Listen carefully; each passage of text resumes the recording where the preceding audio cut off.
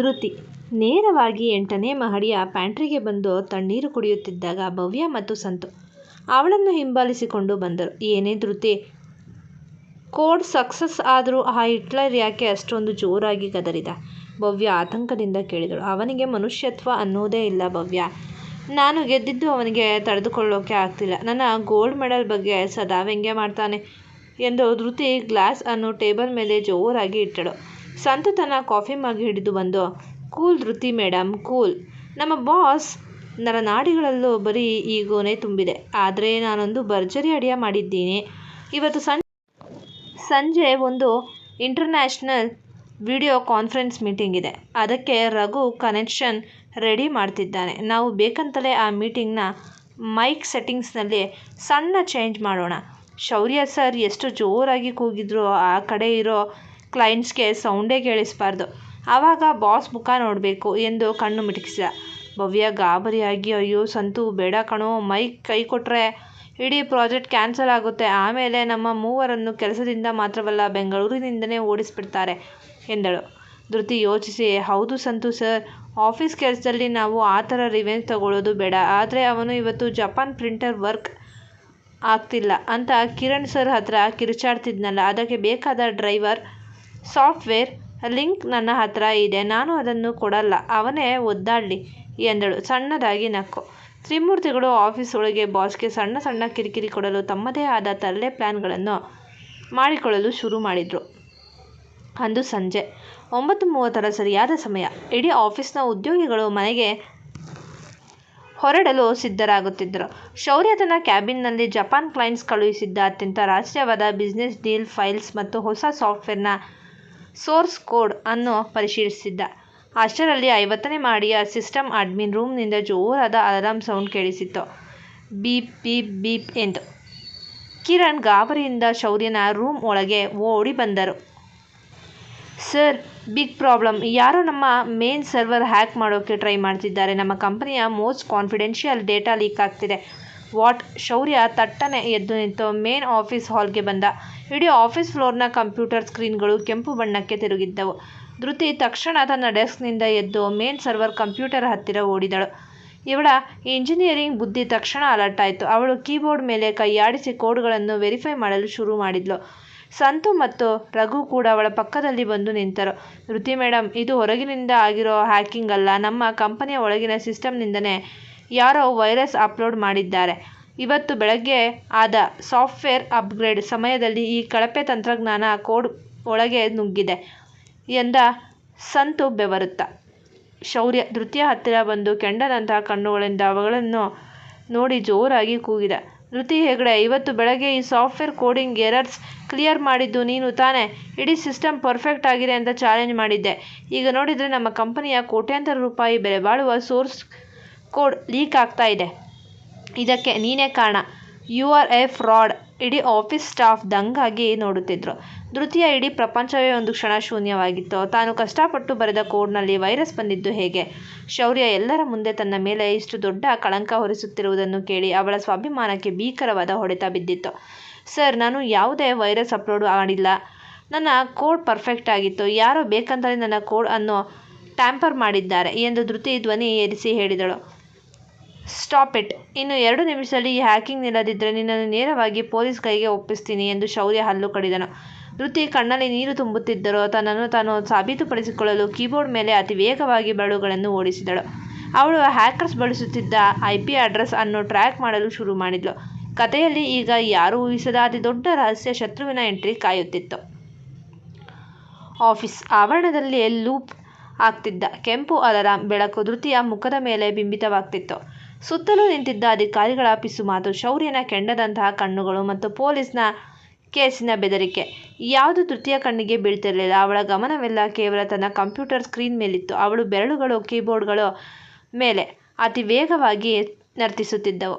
Screen ಮೇಲೆ ಕಾಣಿಸುತ್ತಿದ್ದ data ಶೇಕಡಾವಾರು ಸಂಖ್ಯೆ ಏರುತ್ತಿದ್ದಂತೆ ಶೌರ್ಯನ ತಾಳ್ಮೆ ಉಡುಗತೊಡಗಿತ್ತು. ಧೃತಿ, ಇನ್ನು ಕೇವಲ 2 ನಿಮಿಷ. ಹ್ಯಾಕಿಂಗ್ ನಿಲ್ದಿದ್ರೆ ಕಿರಣ್ ಪೊಲೀಸ್ಗೆ ಫೋನ್ ಮಾಡ್ತಾರೆ ಎಂದು ಶೌರ್ಯ ಹಲ್ಲು ಕಡಿದು ಹೆದರಿಸಿದ. ಧೃತಿ ಅವನ ಕಡೆ ನೋಡದೆಯೇ ಜೋರಾಗಿ ಹೇಳಿದಳು. ಸರ್, ನಿಮ್ಮ ಅಹಂಕಾರವನ್ನು 2 ನಿಮಿಷ ಜೇಬಲ್ಲಿ ಇಟ್ಕೊಳ್ಳಿ. ನನಗೆ ಡಿಸ್ಟರ್ಬ್ ಮಾಡಬೇಡಿ ಸಂತು ಸರ್. ನನಗೆ ಮೇನ್ ಗೇಟ್ವೇ ಲಿಂಕ್ ಓಪನ್ ಮಾಡಿಕೊಡಿ. ರಘು, ಬ್ಯಾಕಪ್ ರೂಟರ್ ಆಫ್ ಮಾಡು. ಧೃತಿ ಆಫೀಸ್ನ CEO ಶೌರ್ಯನಿಗೆ ಧ್ವನಿ ಏರಿಸಿ ಹೇಳಿದ್ದನ್ನು ನೋಡಿ ಅಲ್ಲಿದ್ದವರೆಲ್ಲ ಬೆಚ್ಚಿಬಿದ್ದರು. ಸಂತು ತಕ್ಷಣ ಸಿಸ್ಟಮ್ನಲ್ಲಿ ಕೀಲಿ ಕೈಗಳನ್ನು ಒತ್ತಿ, ಇಗೋ Dhriti madam, main bypass link ready ಇದೆ ಎಂದ. ಧೃತಿ ತನ್ನ ಕೊನೆಯ ಅಸ್ತ್ರವನ್ನು ಪ್ರಯೋಗಿಸಿದಳು. ಅವಳು ಕಾಲೇಜಿನ ಕೊನೆಯ ವರ್ಷದಲ್ಲಿ ರಿಸರ್ಚ್ ಮಾಡಿದ್ದ ರಿವರ್ಸ್ ಸೈಬರ್ ಟ್ರ್ಯಾಕಿಂಗ್ ಕೋಡ್ ಅನ್ನು ಸಿಸ್ಟಮ್ಗೆ ಇಂಜೆಕ್ಟ್ ಮಾಡಿದಳು. ಮರುಕ್ಷಣವೇ ಕಂಪ್ಯೂಟರ್ ಸ್ಕ್ರೀನ್ ಮೇಲಿದ್ದ ಕೆಂಪು ಬೆಳಕು ಮಾಯವಾಗಿ ಹಸಿರು ಕೋಡ್ಗಳನ್ನು ರನ್ ಆಗಲು ಶುರು ಮಾಡಿದವು. Data transfer stopped. System secured. Hacker IP address located. Floor 48 room 12. ಇಡೀ ಆಫೀಸ್ ಒಂದೇ ಬಾರಿಗೆ ನಿಟ್ಟುಸಿರು ಬಿಟ್ಟಿತ್ತು. ಡೇಟಾ ಸಂಪೂರ್ಣವಾಗಿ ಸುರಕ್ಷಿತವಾಗಿತ್ತು. ಶೌರ್ಯನ ಮುಖದಲ್ಲಿ ಆಶ್ಚರ್ಯ ಮತ್ತು ಶಾಕ್ ಒಟ್ಟಿಗೆ ಎದ್ದು ಕಾಣ್ತಿತ್ತು. ಧೃತಿ ಕೀಬೋರ್ಡ್ನಿಂದ ಕೈ ತೆಗೆದು ಎದ್ದು ನಿಂತಳು. ಅವಳ ಕಣ್ಣುಗಳಲ್ಲಿ ಕಣ್ಣೀರಿರಲಿಲ್ಲ, ಬದಲಿಗೆ ತಾನು ನಿರಪರಾಧಿ ಎಂದು ಸಾಬೀತುಪಡಿಸಿದ ಮಹಾ ಸ್ವಾಭಿಮಾನದ ಮಿಂಚಿತ್ತು. ಅವಳು ನೇರವಾಗಿ ಶೌರ್ಯನ ಮುಖವನ್ನು ನೋಡಿ ಹೇಳಿದಳು, ನೋಡಿ ಸರ್, ಹ್ಯಾಕಿಂಗ್ ಸ್ಟಾಪ್ ಆಗಿದೆ. ಆದರೆ ಅದಕ್ಕಿಂತ ಮುಖ್ಯವಾದ ವಿಷಯ, ಹ್ಯಾಕರ್ ಇರೋದು ಹೊರಗಲ್ಲ, ನಿಮ್ಮದೇ ಕಂಪನಿಯ 48ನೇ ಮಹಡಿಯ 12ನೇ ರೂಮ್ನಲ್ಲಿ. 48ನೇ ಮಹಡಿಯ? ಅಲ್ಲಿರೋದು ನಮ್ಮ senior business development wing. Kiran ಉದ್ಗರಿಸಿದರು. ಶೌರ್ಯನ ಮುಖ ಕ್ರೋಧದಿಂದ ಕಪ್ಪಗಾಯಿತು. ಕಿರಣ್, ಸೆಕ್ಯೂರಿಟಿ ಕರ್ಕೊಂಡು ಈಗಲೇ 48ನೇ ಮಹಡಿಗೆ ನಡೀರಿ ಎಂದು ಆರ್ಡರ್ ಮಾಡಿ ತಾನೇ ಲಿಫ್ಟ್ ಕಡೆಗೆ ಬಿರುಗಾಳಿಯಂತೆ ನಡೆದ. ಧೃತಿ, ಸಂತು ಮತ್ತು ಭವ್ಯ ಕೂಡ ಅವನನ್ನು ಹಿಂಬಾಲಿಸಿದ್ದರು. ಎಲ್ಲರೂ 48ನೇ ಮಹಡಿಯ ರೂಮ್ ನಂಬರ್ 12ರ ಬಾಗಿಲನ್ನು ಜೋರಾಗಿ ತಳ್ಳಿಕೊಂಡು ಒಳಗೆ ನುಗ್ಗಿದಾಗ ಅಲ್ಲಿನ ದೃಶ್ಯ ನೋಡಿ ಶೌರ್ಯ ಜಾಗದಲ್ಲೇ ಸ್ತಬ್ಧನಾದನು.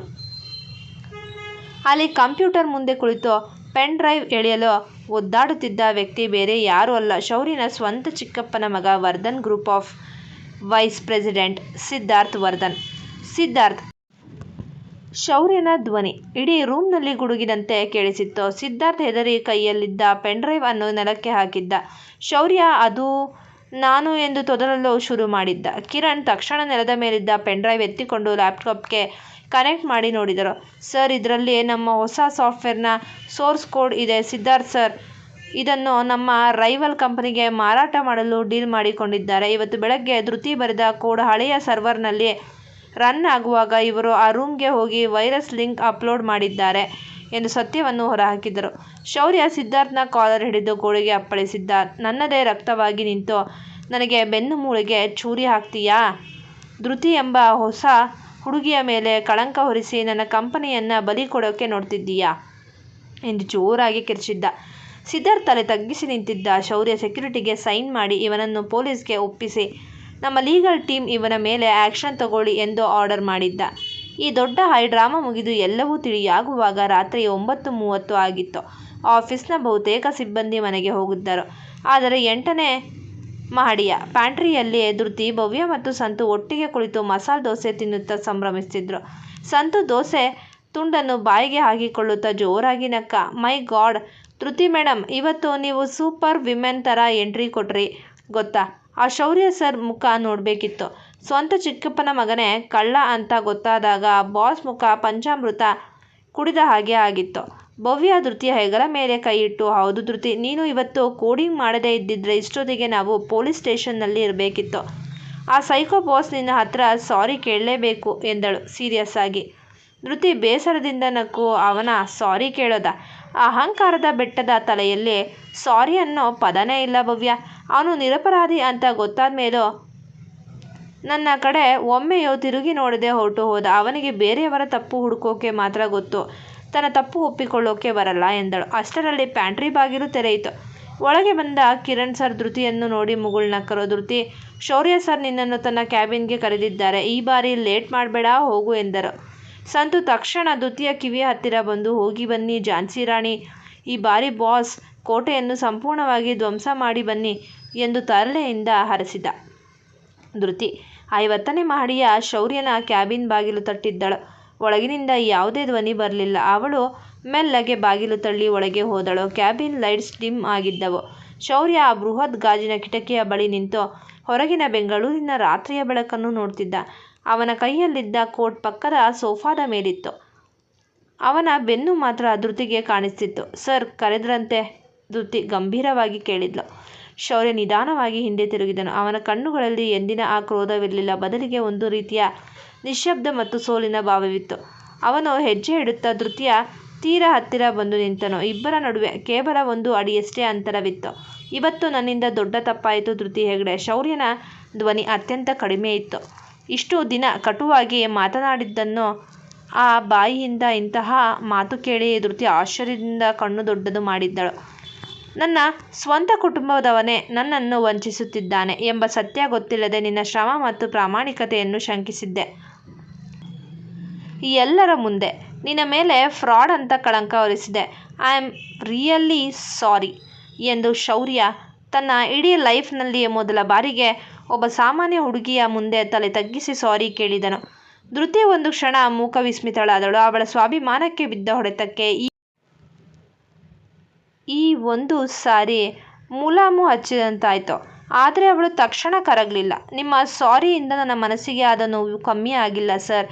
ನೀವು ಬಿಸ್ನೆಸ್ನಲ್ಲಿ ದೊಡ್ಡವರಿರ್ಬೋದು, ಆದರೆ ಮನುಷ್ಯರನ್ನು ನಂಬುವ ಮತ್ತು ಗೌರವಿಸುವ ವಿಷಯದಲ್ಲಿ ತುಂಬ ಚಿಕ್ಕವರು ಎಂದು ಧೃತಿ ನೇರವಾಗಿ ಅವನ ಮುಖಕ್ಕೆ ಹೊಡೆದ ಹಾಗೆ ಹೇಳಿ ತಿರುಗಿದಳು. ಅವಳು ಹೋಗುತ್ತಿದ್ದಾಗ ಅವಳ ಸೀರೆಯ ಸೆರಗು ಟೇಬಲ್ ಮೇಲಿದ್ದ ಪೆನ್ನಿಗೆ ಸಿಕ್ಕಿ ಹಾಕಿಕೊಂಡು ಧೃತಿ ಬ್ಯಾಲೆನ್ಸ್ ತಪ್ಪಿ ಹಿಂದಕ್ಕೆ ಬೀಳಲು ಹೋದಳು. ಮರುಕ್ಷಣವೇ ಶೌರ್ಯ ತನ್ನ ಬಲವಾದ ಕೈಯನ್ನು ಚಾಚಿ ಅವಳ ಸೊಂಟವನ್ನು ಗಟ್ಟಿಯಾಗಿ ಹಿಡಿದು ತನ್ನ ಎದೆಗೆ ಎಳೆದುಕೊಂಡನು. ಡಿಮ್ ಬೆಳಕಿನಲ್ಲಿ ಆ ನಿಶ್ಶಬ್ದ ಕ್ಯಾಬಿನ್ನಲ್ಲಿ ಇಬ್ಬರ ಉಸಿರಾಟದ ಧ್ವನಿ ಮಾತ್ರ ಕೇಳಿಸಿತ್ತು. ಧೃತಿಯ ಕಣ್ಣುಗಳು ಶೌರ್ಯನ ತೀಕ್ಷ್ಣ ಕಣ್ಣುಗಳನ್ನು ಸಂಧಿಸಿದ್ದವು. ಶೌರ್ಯ ಅವಳನ್ನು ಅತ್ಯಂತ ಕಾಳಜಿಯಿಂದ ಹಿಡಿದುಕೊಂಡಿದ್ದ. ಅವನ ಕೈಗಳ ಉಷ್ಣತೆ ಧೃತಿಗೆ ತಾಕ್ತಿತ್ತು. ಒಂದು ಕ್ಷಣ ಇಬ್ಬರ ನಡುವಿನ ಇಡೀ ಜಗತ್ತು ಸ್ತಬ್ಧವಾಗಿತ್ತು. ದ್ವೇಷದ ನಡುವೆ ಒಂದು ಅನಿರೀಕ್ಷಿತ ಹತ್ತಿರದ ಕ್ಷಣ ಸೃಷ್ಟಿಯಾಗಿತ್ತು. ಕ್ಯಾಬಿನ್ನ ಡಿಮ್ ಬೆಳಕಿನಲ್ಲಿ ಇಬ್ಬರ ಉಸಿರಾಟದ ಧ್ವನಿ ಮಾತ್ರ ಕೇಳಿಸ್ತಿತ್ತು. ಶೌರ್ಯನ ಬಲವಾದ ಕೈಗಳು ಧೃತಿಯ ಸೊಂಟವನ್ನು ಅತ್ಯಂತ ಗಟ್ಟಿಯಾಗಿ ಹಿಡಿದಿದ್ದವು. ಧೃತಿಯ ಕಣ್ಣುಗಳು ಶೌರ್ಯನ ತೀಕ್ಷ್ಣ ಕಣ್ಣುಗಳನ್ನು ನೇರವಾಗಿ ನೋಡ್ತಿದ್ವು. ಇಷ್ಟು ದಿನ ಆ ಕಣ್ಣುಗಳಲ್ಲಿ ಬರೀ ಕ್ರೋಧವನ್ನು ಮಾತ್ರ ನೋಡಿದ್ದ ಧೃತಿಗೆ ಇವತ್ತು ಅಲ್ಲಿ ಒಂದು ರೀತಿಯ ಅಸಹಾಯಕತೆಯ ಮತ್ತು ಅಸ್ಪಷ್ಟ ಕಾಳಜಿ ಕಾಣಿಸಿತ್ತು. ಧೃತಿಯ ಹೃದಯದ ಡವಡವ ಎಂದ ಬಡಿದುಕೊಳ್ಳುತ್ತಿತ್ತು. ಅವಳ ತಲೆ ಕೂದಲಿನ ವಾಸನೆ ಶೌರ್ಯನಿಗೆ ತಾಕ್ತಿತ್ತು. ಇಷ್ಟು ಹತ್ತಿರ ಒಬ್ಬ ಹೆಣ್ಣು ಮಗಳು ಬಂದಾಗ ಶೌರ್ಯನಿಗೆ ತನ್ನ ಇಡೀ ಬಿಸ್ನೆಸ್ ಸಾಮ್ರಾಜ್ಯವೇ ಮರೆತು ಹೋದಂತಾಗಿತ್ತು. ಆದರೆ ರೊಮ್ಯಾಂಟಿಕ್ ಕ್ಷಣ ಬಹಳ ಹೊತ್ತು ಇರಲಿಲ್ಲ. ಧೃತಿ ತಕ್ಷಣ ಪ್ರಜ್ಞೆಗೆ ಬಂದು ಗಡಿಬಿಡಿಯಿಂದ ಶೌರ್ಯನ ಎದೆಯನ್ನು ದೂಡಿ 2 ಹೆಜ್ಜೆ ಹಿಂದೆ ಸರಿದಳು. ಅವಳ ಮುಖ ಸಂಪೂರ್ಣವಾಗಿ ಕೆಂಪಗಾಗಿತ್ತು. ಅವಳು ತನ್ನ ಸೀರೆಯ ಸೆರಗನ್ನು ಸರಿಪಡಿಸಿಕೊಳ್ಳುತ್ತಾ ಗರಗಡನೆ ನಡುಗುವ ಧ್ವನಿಯಲ್ಲಿ ಹೇಳಿದಳು, ಸರ್ ಥ್ಯಾಂಕ್ಸ್, ನಾನು ಬೀಳುತ್ತಿರುವುದನ್ನು ನೋಡಿದ್ದಕ್ಕೆ. ಆದರೆ ನನ್ನ ಮೇಲೆ ಕೈ ಹಾಕೋ ಹಕ್ಕು ನಿಮಗಿಲ್ಲ. ಶೌರ್ಯ ಕೂಡ ತಕ್ಷಣ ತನ್ನ ಅಹಂಕಾರದ ಮುಖವಾಡವನ್ನು ಮತ್ತೆ ಧರಿಸಿಕೊಂಡನು. ಅವನು ತನ್ನ ಸೂಟ್ ಕೋಟನ್ನು ಸರಿಪಡಿಸಿಕೊಳ್ಳುತ್ತಾ ಗಂಭೀರವಾಗಿ ಕೆಮ್ಮಿ ಮುಖ ತಿರುಗಿಸಿಕೊಂಡನು. ನೋಡು ಧೃತಿ ಹೆಗಡೆ, ನಾನು ಬೇಕಂತ ನಿನ್ನ ಕೈ ಹಿಡಿಯಲಿಲ್ಲ. ನೀನು ನನ್ನ ಆಫೀಸ್ ಕ್ಯಾಬಿನ್ನಲ್ಲಿ ಬಿದ್ದು ಏನಾದರೂ ಪೆಟ್ಟು ಮಾಡಿಕೊಂಡ್ರೆ ಅದಕ್ಕೆ ಕಂಪನಿ ಜವಾಬ್ದಾರಿಯಾಗತ್ತೆ. ಅದಕ್ಕೆ ಅಷ್ಟೇ. ನೀನೇನೋ ಸಿನಿಮಾ ಥರ ಊಹೆ ಮಾಡ್ಕೊಳ್ಬೇಡ. ಧೃತಿ ಕೋಪದಿಂದ ನಕ್ಕಳು. ಸಿನಿಮಾನ? ನಿಮ್ಮ ತಲೆಯಲ್ಲಿ ಬರೀ ಬಿಸ್ನೆಸ್ ಮತ್ತು ಈಗೋ ಬಿಟ್ಟರೆ ಬೇರೇನೂ ಇಲ್ಲ ಸರ್. ನನಗೆ ಗೊತ್ತು ನೀವು ಯಾರು ಅಂತ. ನಿಮ್ಮ ಈ ಅಹಂಕಾರದ ಅರಮನೆಯಲ್ಲಿ ಇರೋದಕ್ಕೆ ನನಗೂ ಇಷ್ಟ ಇಲ್ಲ. ನನ್ನ ಕೆಲಸ ಮುಗಿದಿದೆ, ನಾನು ಹೊರಡ್ತೀನಿ ಎಂದು ಹೇಳಿ ಬ್ಯಾಗ್ ಎತ್ತಿಕೊಂಡು ಬಿರುಗಾಳಿಯಂತೆ ಕ್ಯಾಬಿನ್ನಿಂದ ಹೊರಗೆ ಓಡಿದಳು. ಶೌರ್ಯ ಅವಳು ಹೋಗುವ ಹಾದಿಯನ್ನೇ ನೋಡುತ್ತಾ ನಿಂತಿದ್ದ. ತನ್ನ ಕೈಗಳನ್ನು ನೋಡಿಕೊಂಡಾಗ ಇನ್ನೂ ಧೃತಿಯ ಸೊಂಟದ ಆ ಮೃದು ಸ್ಪರ್ಶದ ನೆನಪು ಹಾಗೇ ಇರುವಂತೆ ಭಾಸವಾಗಿತ್ತು. ಅವನು ತನ್ನ ತಲೆಯನ್ನು ಜೋರಾಗಿ ಜಾಡಿಸಿ, what is wrong with me? ಅವಳು ಕೇವಲ ಒಬ್ಬ ಇಂಟರ್ನ್ ಅಷ್ಟೇ ಎಂದು ಸ್ವಗತ ಮಾಡಿಕೊಂಡನು. ಧೃತಿ ಆಫೀಸ್ ಬಿಲ್ಡಿಂಗ್ನಿಂದ ಹೊರಗೆ ಬಂದಾಗ ಭವ್ಯ ಮತ್ತು ಸಂತು ಅವಳಿಗಾಗಿ ಗೇಟ್ ಬಳಿ ಕಾಯ್ತಿದ್ರು. ಧೃತಿಯ ಮುಖದಲ್ಲಿನ ಗಾಬರಿಯನ್ನು ನೋಡಿದ ತಕ್ಷಣ ಭವ್ಯ ಅವಳ ಕೈ ಹಿಡಿದುಕೊಂಡಳು. ಏನೇ ಧೃತಿ, ಏನಾಯಿತು? ಆ ಹಿಟ್ಲರ್ ಶೌರ್ಯ ಮತ್ತೆ ಏನಾದರೂ ಅನ್ನ? ಯಾಕೆ ಮುಖ ಇಷ್ಟೊಂದು ಬೆವರಿದೆ ಎಂದು ಭವ್ಯ ಪ್ರಶ್ನೆಗಳ ಮೇಲೆ ಸುರಿಮಳೆಗಳನ್ನೇ ಸುರಿಸಿದಳು. ಸಂತು ತನ್ನ ಸ್ಕೂಟರ್ ಕೀಲಿ ಕೈಯನ್ನು ತಿರುಗಿಸುತ್ತಾ, ಹೌದು ಧೃತಿ ಮೇಡಮ್, ಕ್ಯಾಬಿನ್ ಒಳಗೆ ಏನೋ ದೊಡ್ಡ ಹೈ ವೋಲ್ಟೇಜ್ ಡ್ರಾಮಾ ನಡೆದ ಹಾಗೆ ಕಾಣಿಸ್ತಿದೆ. ಬಾಸ್ ನಿಮ್ಮನ್ನು ಕೆಲಸದಿಂದ ತೆಗೆದು ಹಾಕಿದ್ರಾ ಹೇಗೆ ಎಂದ. ಧೃತಿ ಎಲ್ಲವನ್ನು ಮರೆಮಾಚಲು ಯತ್ನಿಸುತ್ತಾ, ಅಯ್ಯೋ ಏನೂ ಇಲ್ಲಪ್ಪ. ಅವನು ಸಾರಿ ಕೇಳ್ದ. ನಾನು ಅದಕ್ಕೆ ತಕ್ಕ ಹಾಗೆ ಉತ್ತರ ಕೊಟ್ಟೆ. ಬರುವಾಗ ಕಾಲಿಗೆ ಸೀರೆ ಸಿಕ್ಕಿಬಿದ್ದು ಸ್ವಲ್ಪ ಬ್ಯಾಲೆನ್ಸ್ ತಪ್ಪಿದೆ ಅಷ್ಟೇ. ನಡೀರಿ, ತುಂಬ ತಡವಾಗಿದೆ, ಮನೆಗೆ ಹೋಗೋಣ ಎಂದು ಭವ್ಯಳನ್ನು ಎಳೆದುಕೊಂಡು ಆಟೋ ಹತ್ತಿದಳು. ಆಟೋ ಚಲಾಯಿಸಲು ಶುರು ಮಾಡಿದ ತಕ್ಷಣ ಭವ್ಯ ಧೃತಿಯ ಕಣ್ಣುಗಳನ್ನು ತೀಕ್ಷ್ಣವಾಗಿ ನೋಡಿದಳು. ಧೃತಿ, ನೀನು ಸುಳ್ಳು ಹೇಳ್ತಿದ್ದೀಯ. ಬರೀ ಸೀರೆ ಸಿಕ್ಕಿಬಿದ್ದಿದ್ದಕ್ಕೆ ನಿನ್ನ ಹೃದಯ ಇಷ್ಟೊಂದು ಜೋರಾಗಿ ಹೊಡೆದುಕೊಳ್ಳಲ್ಲ. ಆ ಸೈಕೋ ಶೌರ್ಯ ಏನಾದರೂ ನಿನಗೆ ಹತ್ತಿರ ಬಂದ? ಧೃತಿ ಭವ್ಯಳ ಬಾಯಿ ಮುಚ್ಚಿ, ಸುಮ್ಮನಿರು ಭವ್ಯ, ಆಟೋ ಡ್ರೈವರ್ ಕೇಳಿಸಿಕೊಳ್ತಾರೆ. ಅಂಥದ್ದೇನೂ ಇಲ್ಲ. ಆದರೆ ಆ ಮನುಷ್ಯ ಇವತ್ತು ನನ್ನ ಮುಂದೆ ತಲೆ ತಗ್ಗಿಸಿ ಸಾರಿ ಕೇಳಿದಾಗ ನನಗೆ ಆಶ್ಚರ್ಯ ಆಯಿತು ಎಂದಳು ಮೆಲ್ಲಗೆ. ಓಹೋ, ಕಲ್ಲು ಕರಗುತ್ತಾ ಇದೆ ಹಾಗಾದರೆ ಎಂದು ಭವ್ಯ ಅವಳ ಕಿವಿ ಹಿಂಡಿ ತಮಾಷೆ ಮಾಡಿದ್ಲು. ಇಬ್ಬರು ನಗುತ್ತಾ ಧೃತಿಯ ಮನೆ ತಲುಪಿದರು. ಈ ನಮ್ಮ ಹೊಸ ಕತೆ ನಿಮಗೆ ಇಷ್ಟವಾಗಿದ್ದಲ್ಲಿ ಕತೆಯನ್ನು ವೀಕ್ಷಿಸಿದ ನಂತರ ದಯಮಾಡಿ ನಮ್ಮ ಚಾನಲ್ಗೆ ಸಬ್ಸ್ಕ್ರೈಬ್ ಮಾಡಿ, ಶೇರ್ ಮಾಡಿ, ಕಮೆಂಟ್ ಮಾಡಿ ಮತ್ತು ನಮ್ಮ ಚಾನಲ್ಗೆ ಪ್ರೋತ್ಸಾಹಿಸಿ. ಧನ್ಯವಾದಗಳು.